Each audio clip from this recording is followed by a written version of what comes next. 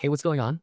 Hope you're doing well. First off, the update goes deep on stability and polish. There was a crash on launch that popped up when the display device wasn't detected correctly on first boot, and the team asks that anyone who still hits it sends bug splat reports mentioning whether it was the game's first run or a recurring problem, which should help them chase down stubborn cases. Match reporting was another sticky point. Some matches were being reported at the wrong time or not recorded correctly in player stats, and that's been fixed, so your ladder or records should line up much better now. Audio got a thoughtful pass too. They've added consistent audio treatment to a lot of the Russian unit lines and applied faction-appropriate effects like helmet reverb for Space Marines, Chaos and Eldar, and radio effects for vehicles. There's even special work to make the Eldar avatar of Kain sound more imposing, and ambient music will restart correctly when you load a save in the Dawn of War and Winter Assault campaigns, unless the music was tied to a scripted objective change. On the visual side, a couple of rendering fixes aim to stop little things from looking weird. Shadows on tiny map objects like stones and grass were disabled to reduce that floating on uneven terrain look, and manual window resizing in windowed mode is now turned off so you won't end up with mismatched game and window resolutions. Moving into gameplay, this patch is pretty big for melee combat. The pathfinding system was updated so melee units follow fleeing enemies more reliably instead of halting or switching to ranged attacks, which gets the behavior closer to what longtime players remember from Soulstorm. That ties into a fix where revived units such as Necron Warriors or the Living Saints could end up chasing their last melee attacker forever. That's now corrected. There's also a fix for an economy exploit where players could delete a required building, get a refund, and buy an upgrade early. That loophole has been closed. Pathfinding got a broader buff too. Units that sometimes became stuck inside each other after knockbacks or melee against larger vehicles can now phase through to disengage, which should reduce a fair amount of frustrating microstops. Save and load got smarter as well.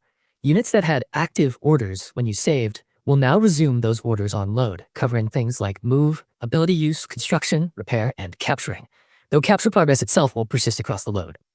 The patch includes a long list of faction and campaign-specific fixes. Chaos received a tuning fix, so Lords ascending to Daemon Princes don't unexpectedly become weaker in certain campaign paths. The Raptor's Speed Fiend's ability of a cooldown bug after spawning the Aspiring Champion was fixed, and some grid key and command card layout changes were made to avoid input conflicts for the Aspiring Champion and Terrorfex grenades. There's also missing Russian dialogue added for some Chaos units. Dark Crusade and Winter Assault campaign scripting saw attention too. The Chaos Stronghold and Eldar Stronghold scripts were updated to handle color schemes and trigger intro dialogue properly, and a fatal scar error in one Chaos Stronghold mission ending cutscene was addressed.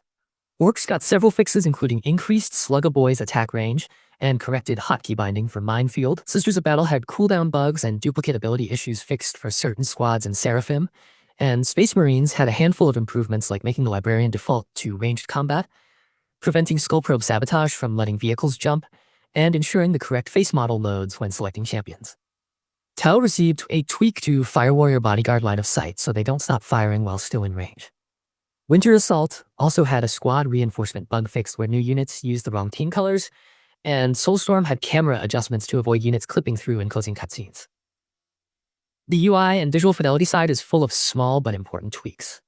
Japanese HUD translations for diplomacy and objectives were corrected. Lighting on several campaign and war gear screens was standardized so it renders from the right direction. Army painter lighting and unit positioning were tuned so figures look grounded. Cover and upgrade descriptions were clarified to match actual behavior, and numerous icons that were low-res or legacy have been replaced with the correct remastered versions. Several Soulstorm and Dark Crusade screens had text spacing and icon resolution fixes to prevent cutoff descriptions and blurry outlines.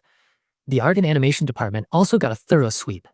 From model fixes where Chaos Marine weapons could be visible simultaneously, to Predator tank tread alignment in the Army Painter, to visible projectiles being added for Defiler and Hell Talon autocannons, to many VFX and animation alignment fixes across Imperial Guard, Necron, Orcs, Sisters of Battle, Space Marines, and Tau. Some maps and missions like Under Siege and Testing Grounds were adjusted to eliminate clipping and flickering by fixing overlapping objects, and a few maps like Deadly Archaeology and Sandstorm were optimized with environmental changes to improve performance. Modders weren't forgotten. The hotkey version was incremented to support the new fixes, documentation was expanded around tuning environment and FX lighting, and a crash that could occur when Winter Assault mods lacked certain order fields was resolved. The mission editor saw several useful additions: an updated entity list that highlights X and Z locations and overlap indicators to make finding duplicated objects easier, a new objects menu to hide or unhide selections, a decal list to manage place decals and an easy way to scroll between overlapping decals with shift mouse wheel, and a toggle to show lighting volumes so you can see effective illumination ranges in editor.